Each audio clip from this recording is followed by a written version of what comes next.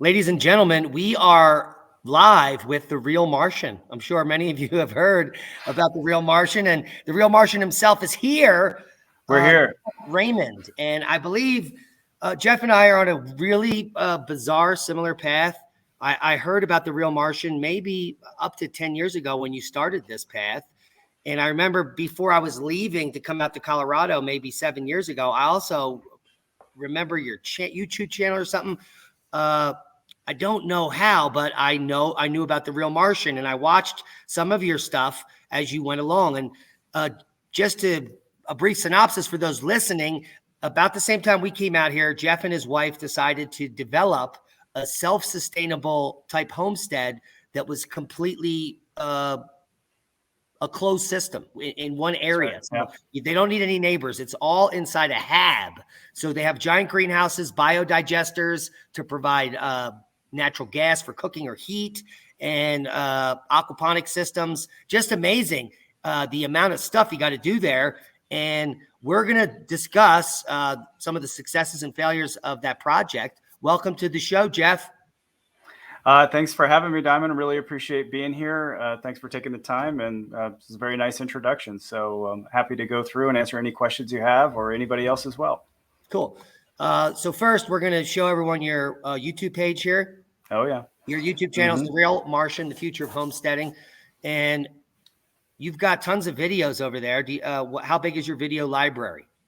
Oh, boy, man, I haven't looked in a while. We're over 1,000 videos that are going up. And, of course, now we're doing shorts, too.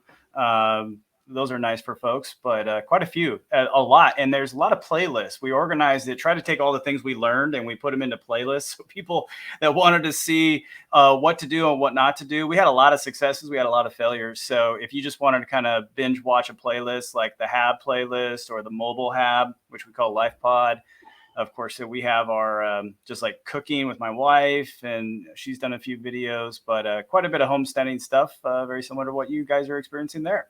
Cool. And when you were getting started and you guys went out there, you're in South Central Oregon. Washington.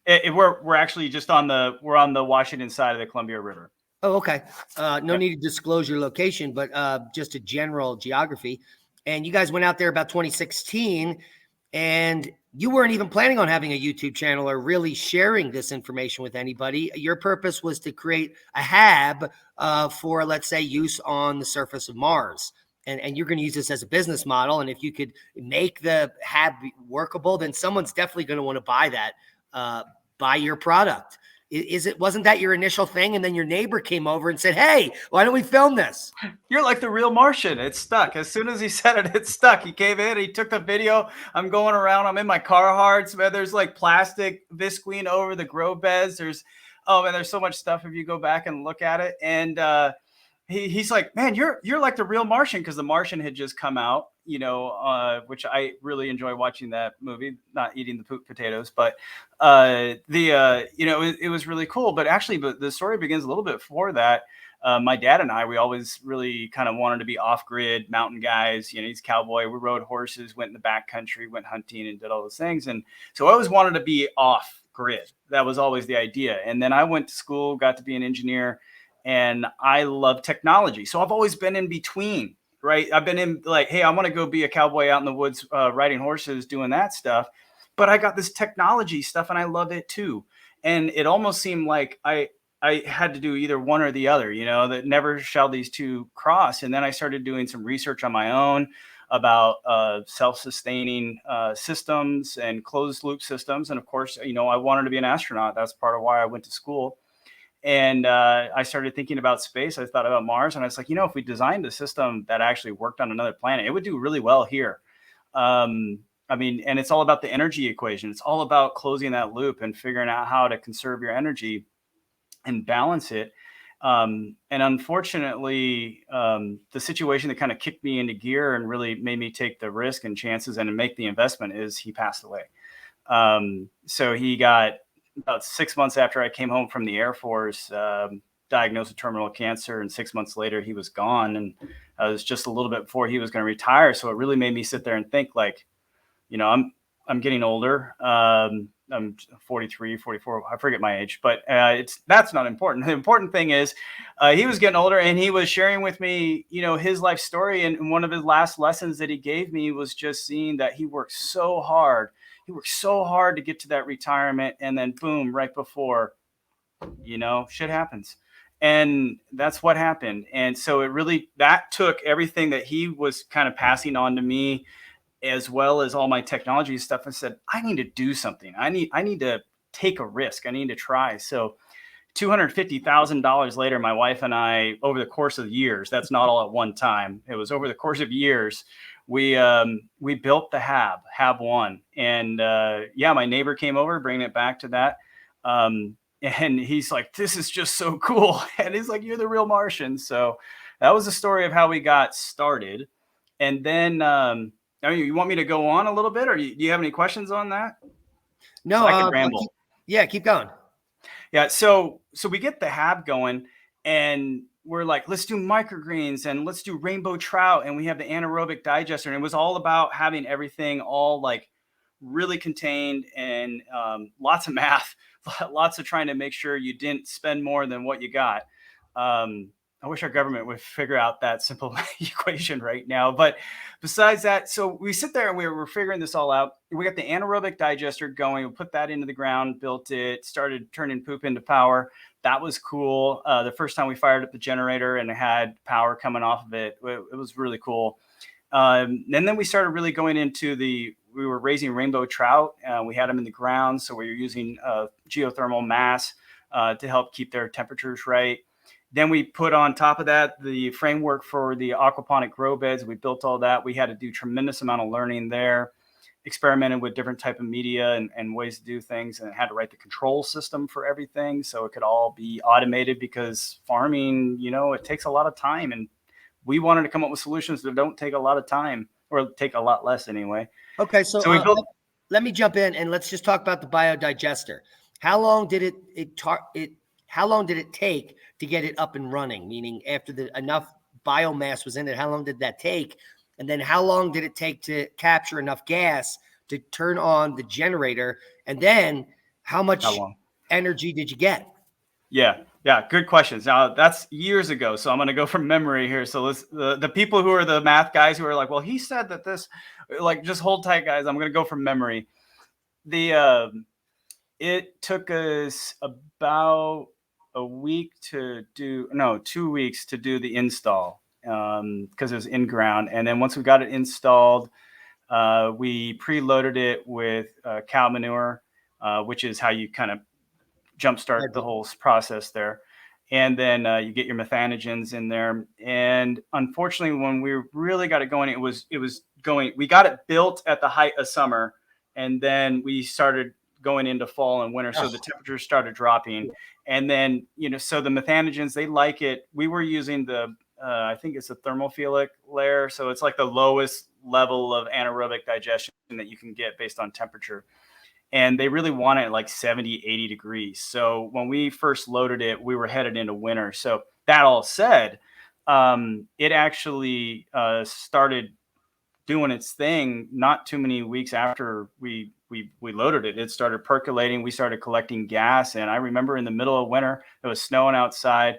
I actually plugged it in, and we got some initial methane that I did the pop test on, and just, let it fire off and see the blue flame. It was the next year, because it was going down and it was getting really cold here. That year we got to like -4. It was cold. So we didn't touch it again until the spring. When that came, we started loading it, putting horse manure, hay, and all those things. And we actually started the learning process.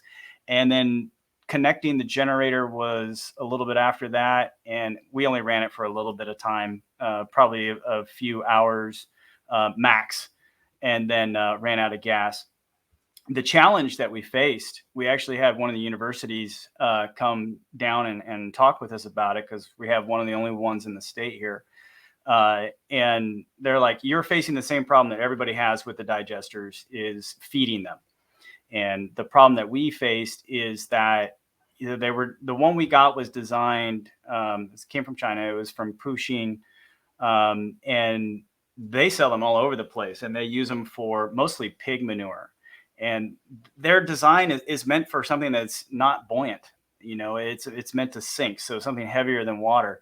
And the pig manure and all that stuff, it's more slop, it's more water, so it's easy for it to get in. But when you start throwing horse manure in, cow manure is pretty okay, but horse manure, I never thought I'd have this kind of conversation about manure, but here I am. It floats, and it created a whole bunch of problems. So then we couldn't load it, which is what everybody faces. And so we made a horse toilet, and we grinding up horse manure and shooting in with a pump. And that actually worked really, really well. But problem was the energy equation is, you had to spend a lot of energy to get really no energy back. If you look at digesters, it's just a source of energy. And the cool thing about digesters, of course, is they're not just a source of energy, they're a source of nutrients, both liquid and solids. And so a digester is worth a lot more than just the power. But that's where we ended with the in-ground, because by the time we got everything else going, we were doing microgreen sales, learning all about that in the hab, doing aquaponics, maintaining all of that. I had to put some things aside because I'm just the army of one. My wife was helping out with microgreens. But then we faced the collapse of the hab. And so just when we were getting everything figured out, we had solar heated tubes installed on the digester. We were running hot water through it for radiant heating. And then we lost the hab. So that's the story of the hab. Wow. Were you able to salvage the digester? Digester's still there. Yep. It's in the ground. So it didn't suffer any damage during the storm that collapsed the hab. We had to pay a team to come in and take the hab apart, because it was unsafe to be in. But it's still there, and we do intend to get back to it and actually start going. But kind of, good Lord has seen fit to take us in a different direction right now. Same mission, just actually one of the paths just kind of we were going to veer off on anyway. Components of the newly designed hab. I left my job full-time. My full-time job I left about 3 years ago now, coming up in May. And that first year, I redesigned the entire hab. I went through all the simulations. I built a computer. I call it the supercomputer. And, we're running all these simulations, making sure the thermal and the energy and everything works. And it did. And then we go to start building it. I remember, getting all dressed up. I have a packet this thick of all my drawings, and I'm going out to suppliers saying, I want this. And we were so small that they didn't care. It's really hard to get people to pay attention to you when you're a startup. So we'll build one ourselves again. So we start getting into it, and we have to go talk to the county about getting permits and do all this stuff, because we want to be legit. This isn't just like, we were trying to do this for real, take it to a business.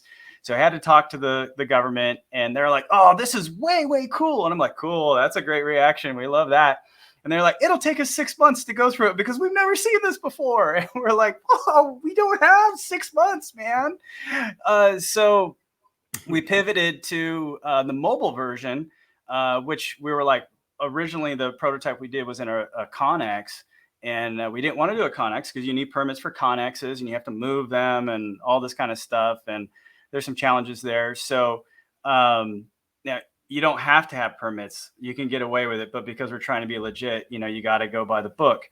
So we went with a trailer because you don't need a permit for anything on wheels. And so we got the trailer, started working on it. There's videos on the channel about how we're modifying it, getting it. We're cutting plasma, welding this. It was pretty cool. This is like just a regular 40-foot tractor trailer. Yeah, 53 foot. Yeah, but yep, exactly. And box trailer.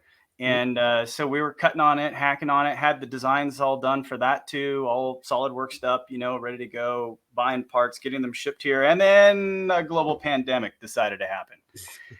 And so global pandemics tend to make your investors get a little bit like, well, maybe we're going to hold on to our money and see what happens. And that's exactly what happened. Our money dried up. So we had to pivot yet again. And the good thing is that within the life pod, the hab, the life pod, overall, we call that system the Genesis system. And it has components in it that were consumer level, like our grow tower or grow walls and our application that control everything, as well as the control system that controls everything. So we pivoted and said, well, we were going to build these big things because that's where all of our lessons and where we learned all this stuff from. But now it's like, we know we need this. We know what goes into this. So let's build this thing. So what was it? Yeah, like 4 years ago, we started on like building the grow towers, and then left my job 3 years ago and really started going on it. And about 2 years ago, we had the first grow tower. And also we have this little grow wall that mounts up on the wall. It's magnetic, mounts in. You can have as many of them as you want up there. And we wanted to make it where normal people can afford these things. And they actually did something. They weren't like some of I would say my competitors now. They have these really fancy things. They look cool and they sit on top of your counter, but they really don't do much. $200 and you grow like a house plant. It's absolutely ridiculous. A head of lettuce. And like, I like lettuce and salads, with lots of Thousand Island, but I'll tell you what, Jeff, you can buy a pot and put soil in it and some lettuce seeds and grow a big head of lettuce on your counter without a $200 piece of crap. I agree. So one of the things that we wanted to do is have a system. We don't have all the answers. We're still working on everything, but I think we're headed in the right direction. We want to have a system that can grow any type of plant, including root vegetables, because those are the big guys. Those are the ones that have a lot of nutrient density in them. And we weren't targeting, like our target isn't people like you or I that live out on a ranch and have, space to garden, because there's no way you can compete with a garden. I mean, if you have land, first of all, if you have land, grow your own food. If you've been watching Diamond, you've been watching Oppenheimer Ranch, Magnetic Reversible Nose, or the Real Martian, or anybody else, we've all been telling you the same thing. Grow your own food. It doesn't matter how you do it, just do it. So if you've got land, like my wife and I are ripping up flower beds, we're putting in more garden space. And it's like, if there's irrigation, we're putting food there. So that's my thing for everybody. Just kind of backing up we love watching you because of what you help us learn as well. And we are thinking about people in the cities. We're thinking about people that don't have land. And we're like, what are they going to do? Well, they're going to be under the thumb of the man because they depend on logistics. And we don't like that. We want to give people freedom and independence and food security. And if you can have a system that you can grow food in the middle of New York on your 40th story building, even if it's a little bit, as long as it's a good variety, then you can trade with local people in your community, as in that building, and have food and kind of get back to the way food used to be, where we're growing stuff. Hey, you got extra carrots, I got extra potatoes, so let's barter. Now, what are these systems? Are they like grow walls that are self-irrigating or something? I mean, I didn't know about the products until right now. Yeah. So let's see. I should be able to share my screen. Can I do that? Is that okay? If you share it, I'll be able to put it up for you. Yep. Okay. All right. Let's share screen. So I'm going to share this one right here. And there we go. All right. So this was the hab. This is what we built originally. And it actually modified a little bit just to show you. Over here is the LifePod one that we did, where this was mobile and a Connex. And then we have the hab over here, which is huge. And these are all the types of stuff that we've grown in that. But you asked specifically about the grow tower. So here's our grow tower. Oh, nice. This is the newest version of it. We actually have another new version coming. But what we have here, this is what we call the ET200R. It's the Eden Tower. It's a double decker. You can grow 64 plants in here at 6-inch spacing, and it has a 60-gallon reservoir. This is the only, we call it bimodal. It can do aquaponics or hydroponics just directly. And if you have a single 60-gallon reservoir, you can connect up to 33 of these towers. Buddy breathing. I love to scuba dive. I haven't been able to go forever, so I call it buddy breathing because it's just sharing the nutrients. But the fish, if you put fish in here, we've actually grown giant freshwater prawns successfully and unsuccessfully. There's a thing in aquaponics. If you haven't killed fish, you're really not you're not doing aquaponics yet. We've killed a lot of fish, but we've gone through. What's the number one reason, Jeff, that the fish get killed? Is it a shift in pH, or is it the temperature, or is it a bad nutrient in the water? Yeah, it's this guy right here. It's usually something that I forgot to do. Basic things like, hey, you haven't fed them in a while, human factors. I can tell a funny story about the fish. The number one reason is that I've killed fish is through, just ignorance. Just didn't know what I was doing. Hmm. Which is part of what we have here. We actually have a computer that's on here. We're writing all the software for this guy. It's computer controlled. So all these things that we're learning, we're writing the software for so that other people don't have to go through that same experience putting sensors in and doing this type of stuff. But so the grow tower itself is going to monitor to the pH, the nutrients, and warn you that something's off, and then you'll be able to fix it. Yeah, So exactly. this is a prototype then, or do you actually sell a model that doesn't have the computer? I mean, these are for sale up on our, we're doing, so, when you launch a product, you have the early adopter phase, where you're still kind of working on things and you want actual people to give you real feedback. So we're in the early adopter phase right now. So if you went to our website, you can sign up for our early adopter program and you can actually be part of the design process. And, you have to buy one and then you get it, you give us feedback, you talk to me directly. You're not talking to some dude in India or wherever else, on a customer support line. And we have the newest version. This is actually the version we call 2.3.1. We have version 2.4 is actually being designed. We design our own products right now with all the fixes that we learned from this one. We have one of these in operation already at our first customer. It's actually a church in our local area. They're using it to teach the young men's group there, the science, technology, engineering, and math. And then the young men, they want to take it to a retirement home. And actually in our local area, where lots of gardening, lots of farming in our community. And you got these folks that are kind of stuck, indoors. And so they want to bring them some happiness and joy and let them do some work, although this thing doesn't require a lot of work. So yeah, the computer controls everything. Let's talk about the bottom line on that unit. What's the total wattage to grow in the winter with full light and pumps? Well, it goes through cycles, of course. Yeah. But when you're maxed out, you're looking at about 5 amps with the current lights that we use. So not too bad, really. 5 amp continuous draw, 24 hours? For 16 hours, if you're using the 16 hour, it's you only at the 5 amps when those lights are on. Okay. Everything else is almost like less than an amp by the time it's going. So yeah, when you're at 5 amps, you've got 2 lights. Those grow lights are a challenge. We've gotten a lot better with the grow lights. We're still buying them. We're going to design our own, but the technology with LEDs have come a long way. We've changed different suppliers and stuff, and but it's still the biggest. Like energy is energy. It has to be done. We have put our systems onto wheels now. So these can actually be wheeled outside. They're meant to go in a garage right now. We want to get them to where they're good enough to go in a house, but my wife and I have one in our house and we're like, she gave me you're not quite there yet look, so you need to work a little bit harder on this one. And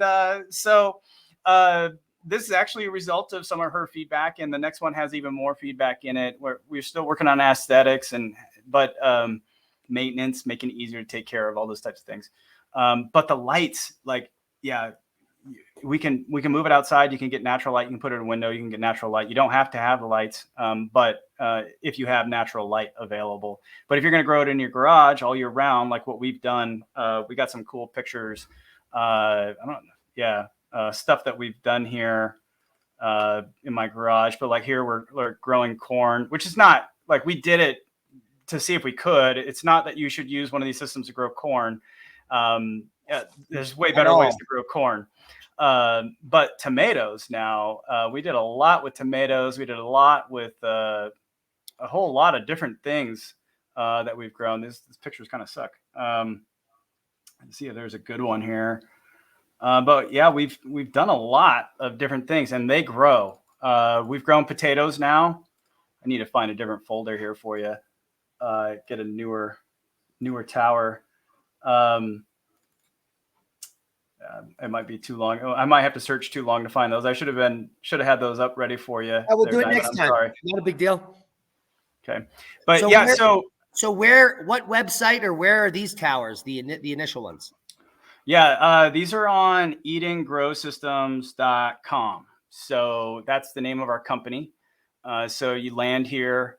and you can come in and check it out. We actually have a few different variants. So I showed you the double decker Yeah. with a reservoir. We actually have a single decker with a reservoir. We have a triple decker that we're working on, our potato deck. We don't have that up yet because we actually have a guy who's working with us. He's our director of research. He's former NASA, and he's helping us go through and really refine the potato growing process. But we were successfully growing potatoes here last month. And now we're in the process of resetting all of our test towers.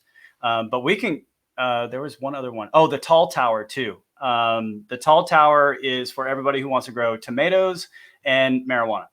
That tower has 72 inches of grow space, and the light deck moves.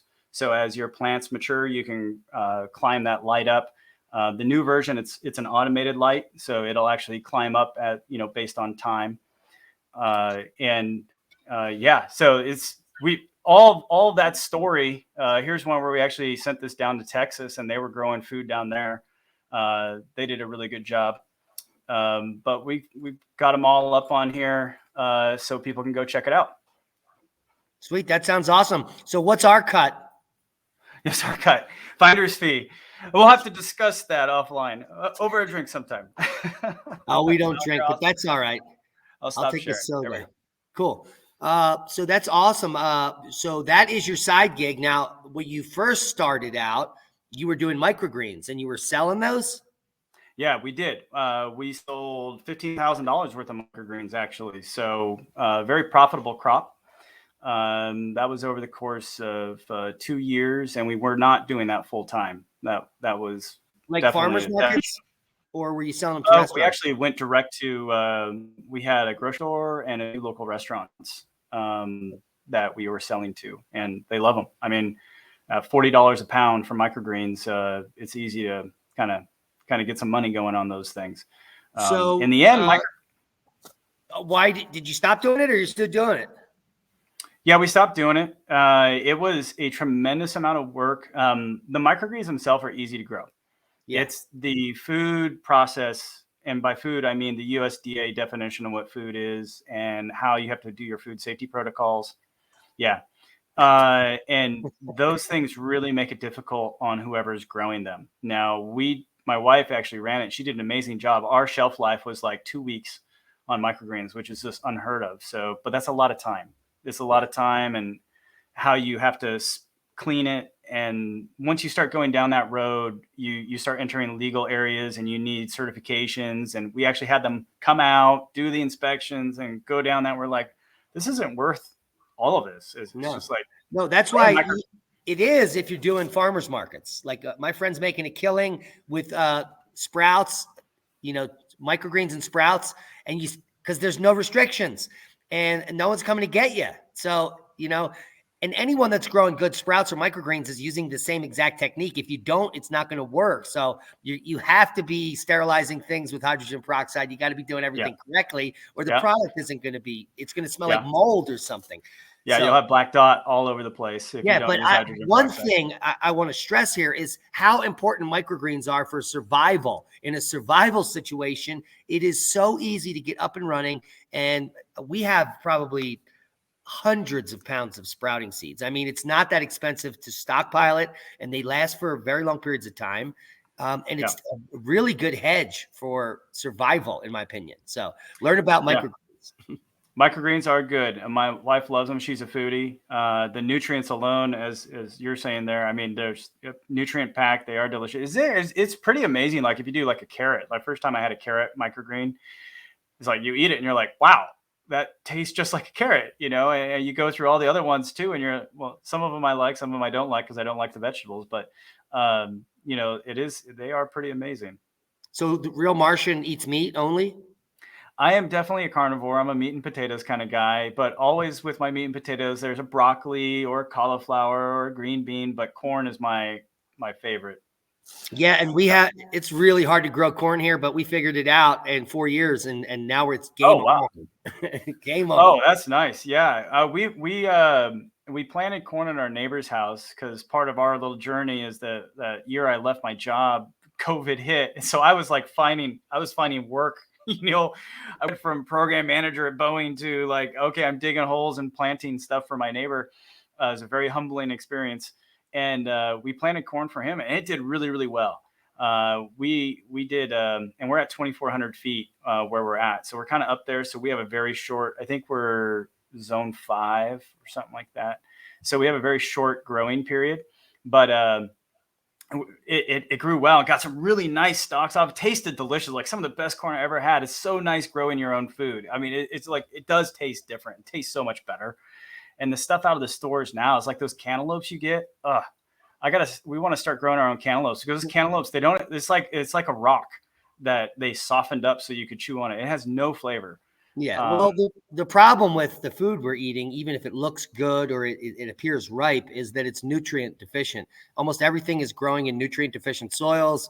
And if it's GMO, I mean, look out. Yeah. You have huge amounts of residue of poisons and toxins.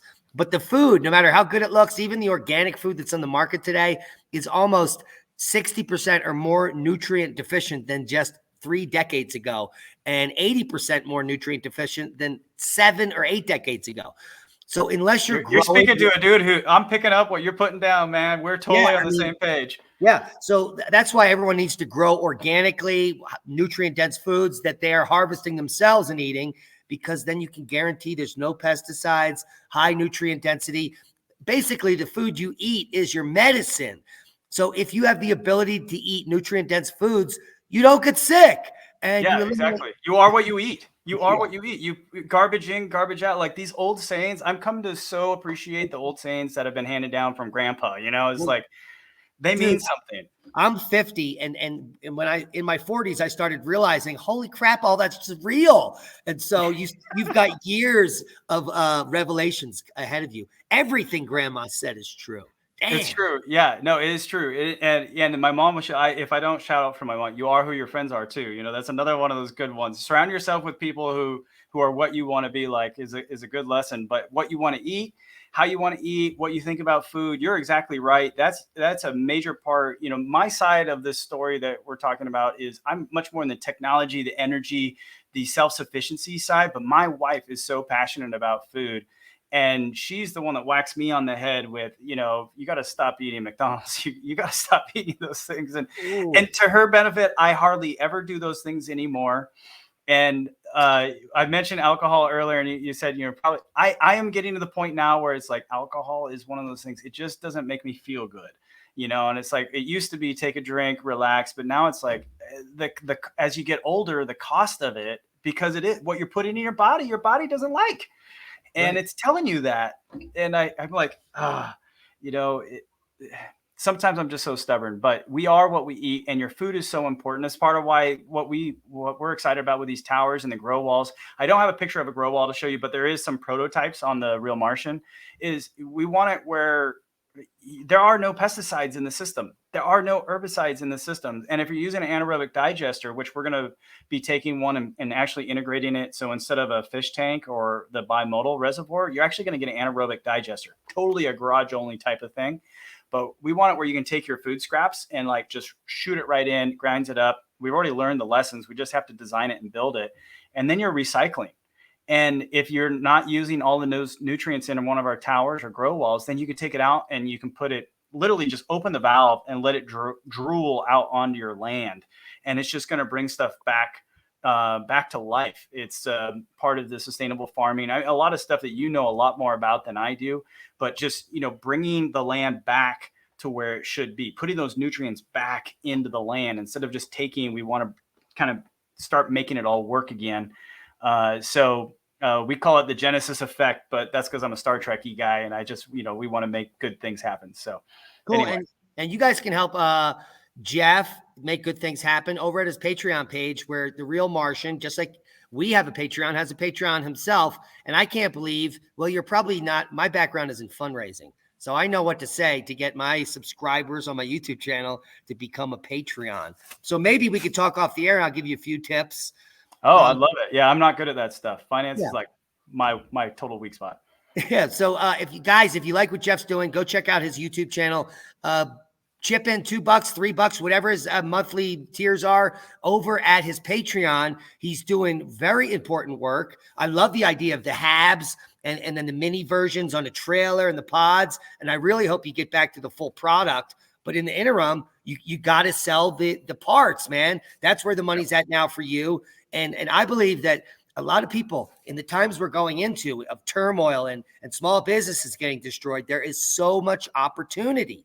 And all you have to do is be in the solution. And that's what you've done for years. So as long as you're sitting in the solution, you're going to have all these failures and there's going to be problems. But at some point, something's going to click and you're going to be like, hey, we don't have to build the whole hab. Let's just sell the grow tower. And then we could sell the computer program. So it's completely automated. And then it's hands off and you can still have a full-time job. And you come home and you have your entire hydroponic garden is what you're eating for dinner. So I love your solutions. And that's why I love that we're shouting out your Patreon. So all the links are going to be below the video. Inspiring parting words and maybe where you're headed in the future. Let's see here. Inspiring words. I think in the days that we're in, you know, my faith is very important. So I think, you know, whatever you believe, turning to that right now and really coming to your truth is very important. I'm a Christian. I find that faith to be extremely empowering to me, and it gives me a lot of hope. But whatever your beliefs are, I think turn to them, stand on your solid ground, find the people around you that are like-minded and, you know, are people that you look up to and you respect, because these times are hard. And the only way we make it through is together. The division that's out there is horrendous. It's horrible. It's despicable. It's disgusting. For me, it's straight from Satan. It's horrible. But together we can and have made it through some hard times before. So I would say that for the inspiring side. I hope that was inspiring. Stay together, work together. Yeah. And then for us, where we're headed, we're going to market. Right now, we went at the beginning of the year, we had 2 employees at Eden. We're now up to almost 12, I think 11 employees. We're still on investors. We're looking for investors. If anyone's interested, that's the big type of investment at this point. And we're hoping to get these. Actually, I get on an airplane. I get on an airplane on Monday. I'm flying to North Dakota, and we're giving a tower to Grand Farms Initiative in North Dakota State University. And they're going to be growing medicinal herbs and everything in it because they believe our towers will allow them to grow things that are difficult to grow in North Dakota in the middle of winter, that are very, very helpful for you from a medicinal standpoint. So stay tuned for a lot of that stuff. But yeah, we're going to market. So any prayers or happy thoughts or joy, any of those types of things are really appreciated right now for us. But we think we can, we think what we've done will help provide sustainable food and energy independence to local communities around the world, and maybe one day off of it. But we believe the answer is in communities and independence. So I'll leave you with that. Cool. Pleasure having you on the show. Very interesting conversation. Really stoked to hear about all the things you're doing with the grow towers. We'll have all the links to all the websites below. So people that want to get some or even invest in the stuff that Jeff's doing as the Real Martian, with what is the name of the company? Eden. Yeah. Eden Grow Systems, like the garden, Eden Grow Systems, .com. Easy one to remember. Yeah, so go check it out. Been a pleasure talking to you, and we'll talk to you soon. Absolutely. Thank you.